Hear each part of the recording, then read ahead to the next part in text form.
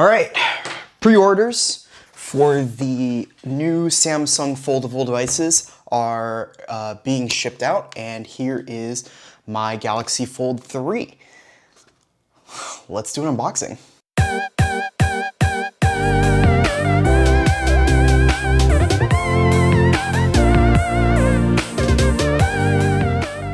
Hey everybody, welcome back to Gadget Conquest. Is that a spider? Yeah, that was a spider. Anyway, welcome back to Gadget Conquest, and today we are going to be looking at the Galaxy Fold 3 with the Galaxy Z Fold 3. This is just going to be an unboxing video. I'm going to use this thing for a week, and then I'll give you guys my first impressions. I'm sorry that this video is coming out so late, but you know, as compared to other YouTubers, but I'm not a priority customer for Samsung, so I don't get early unboxings. However, I did pre-order this. I did spend my own money and trade in some of my other devices to get it a little bit cheaper because, you know, $2,000. And I'm able to at least get the pre-order in. So let's get to it, shall we?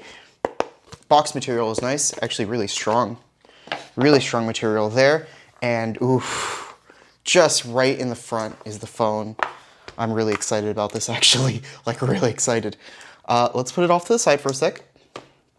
And let's see what else we've got in here. This box is too thin. I'm gonna go ahead and say there's probably no charger in here. Let's see what we have in this. So we've got our SIM card removal tool, which we will definitely be using. And in here we have a USB-C to C cable. I think this is the first time that Samsung has included a C to C cable in one of their phones. Because I'm pretty sure the Samsung S21, which I have here, came with an A to C cable. So this is pretty interesting, which means you would need to buy a Type-C charger. I assume that Samsung sells Type-C quick chargers. Let's see what else we have in here. We've got a quick start guide and Galaxy Z Premier. A world of benefits is waiting for you. Additional perks. Okay, interesting. And let's see this quick start guide. This quick start guide. All right, what we got? Need support, telling you how to get tips. It tells you what the buttons do, where the SIM card is. I think we can figure this stuff out. I think we'll be fine. All right, let's, oh man, this is a beaut. This is absolutely beautiful. All right, looks like you start the pull here. Ooh. Ooh.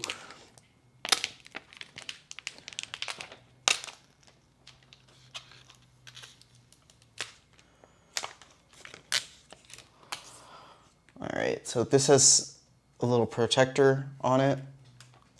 And here we have the device. I've got it in black and all of its beauty. Wow, this thing is thin. I think it's thinner. Oh yeah, it's thinner than the S21, which is actually really impressive. So on the bottom, we've got a speaker grill. We've also got a USB-C port. On the left side, we've got that SIM card tray. We've got some antenna bands, more antenna bands, another speaker grill on the top. So we have stereo speakers here. We've got, looks like 3 microphones right here on the top. And on the right, we have what appears to be a volume rocker, a power button, which also serves as a fingerprint reader, and a weird open bit. Huh. I'm not really sure what this open bit on the side is. It might be something similar to what Apple did with their iPhones, where they created a bit that had, yeah, actually, it's not mentioned at all, so I'm going to assume that that's for 5G coverage, similar to Apple's iPhone.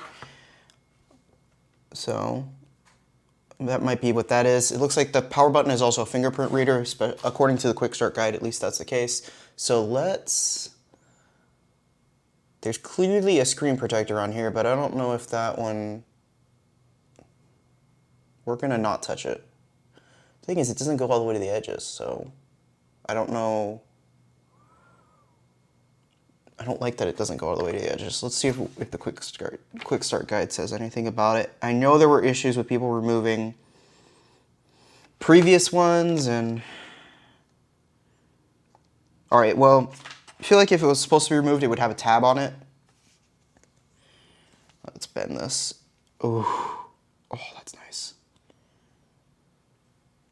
That's a strong hinge. Okay, so the front screen has a screen protector on it, which definitely can be removed. That's for sure. There's no screen protector on the back. And the screen protector bent with the rest of it pretty well, so I'm gonna assume you're supposed to keep it on, but we'll see how that goes.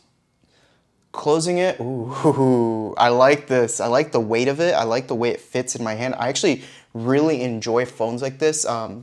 Sony's Xperia line, their latest Xperia line, where it's like long, very long and thin. I actually really enjoy that style of device simply because I have small hands and a thin phone is easier for me to one hand than a wide phone.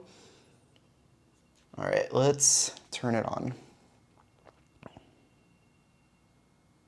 Hopefully it has charge. There we go. So with the screen on, I can very clearly see the camera, the hole punch camera on the front. I don't know how well you guys can see it, but it's right there next to my finger. And yeah, I see it just fine with no issues. However, I can totally see a mesh above it. So I guess we'll see how it looks with the, oof. Oh, I can see that. That's really obvious. That's painfully obvious.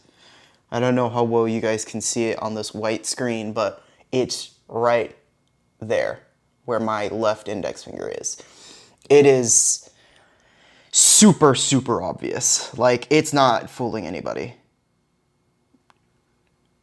It might even be a little bit more distracting than just a hole punch, just because I'm not used to it yet, and being that I'm not used to it, it just stands out a bit.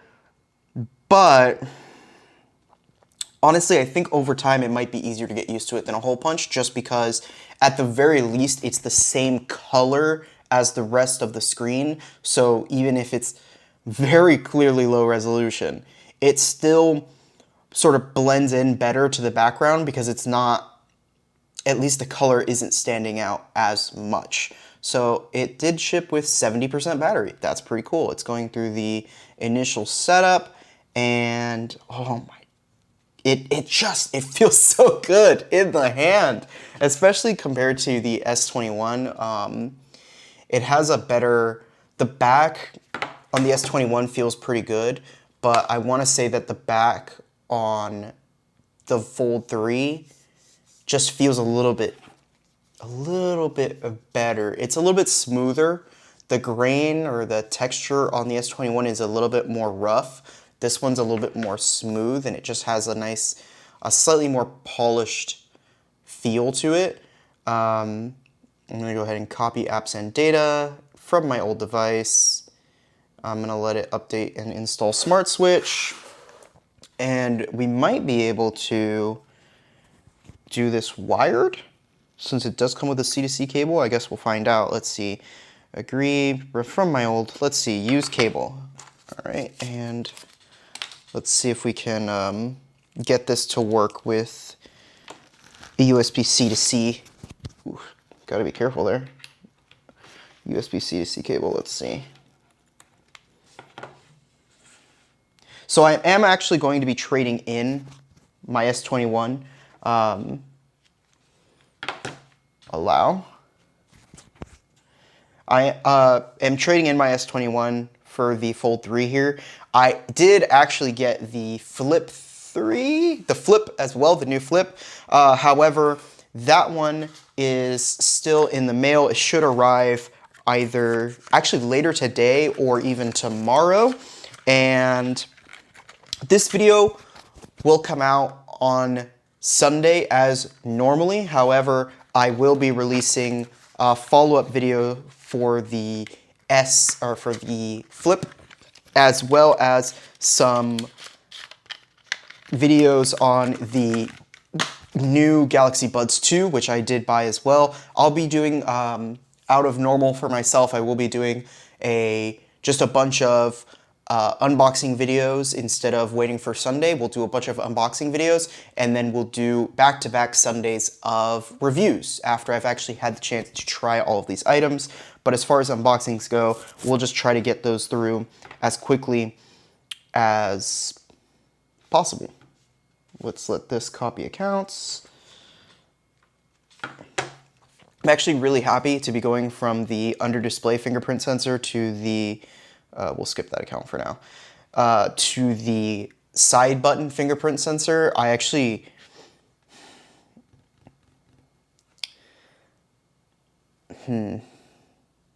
do I like the side button sensor more? It's not that I like it more, it's that, in my opinion, it's a little bit easier to get to, which makes it, you know, worthwhile for me. Anyway, I'm gonna let this get together. We've already spent a lot of time on this, and I'll just skip ahead to once the phone is set up and we'll play around with it a little bit. I'll see you guys in a second. All right, welcome back. And I've gone through most of the setup. I've installed a couple apps. I even played a little bit of League of Legends Wild Rift on here, and so far so good. I'm actually really enjoying myself. A couple weird things that I noticed, actually just one weird thing and one good thing.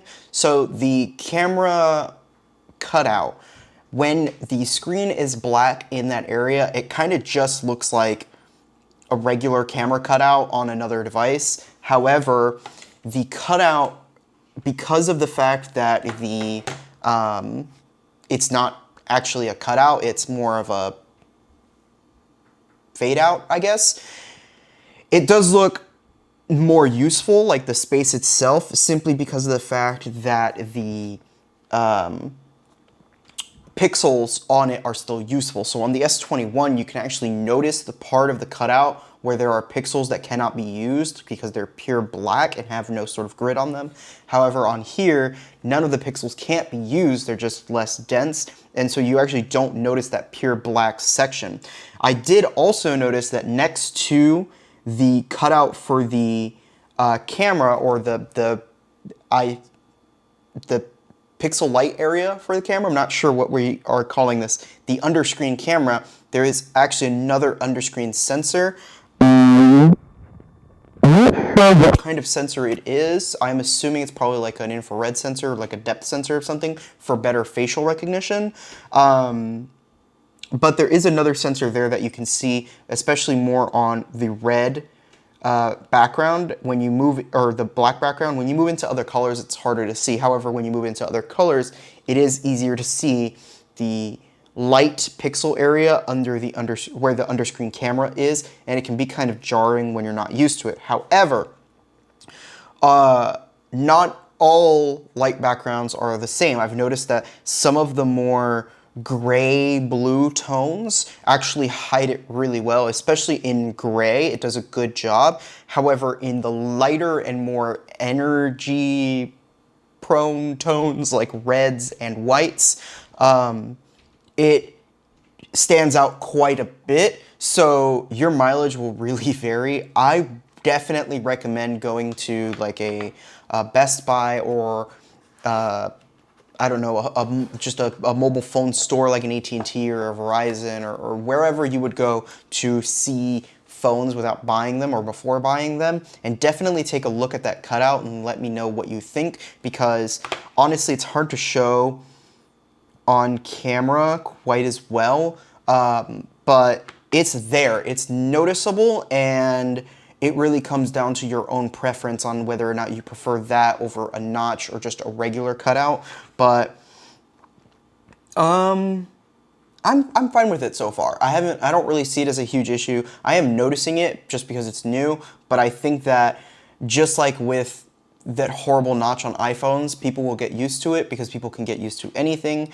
The outside display is nice. Like I said, I really enjoy the candy bar design to it, and the camera on the front as well, the selfie camera on the front as well, works just as well as the one on the inside for the facial recognition, and the facial recognition has really been bumped up. I don't remember it being as good as it is on here that it was on the S21. Obviously, it's not as accurate as the one on the iPhone because of the blah, blah, blah, blah, blah.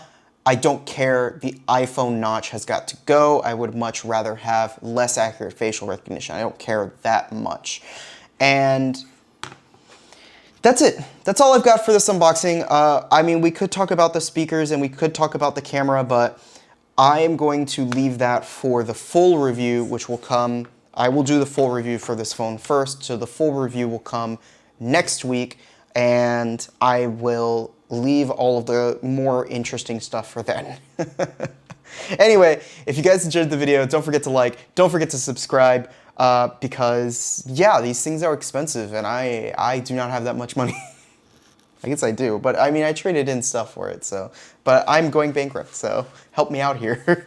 Don't forget to subscribe, don't forget to like, don't forget to watch my follow-up videos on my other unboxings. I will be doing the Flip, and I will be doing the Buds 2, and also the new watch. So stay tuned for those videos, they will come soon. And that's it. Have a good night, have a good week, and I will see you in the next one. Bye.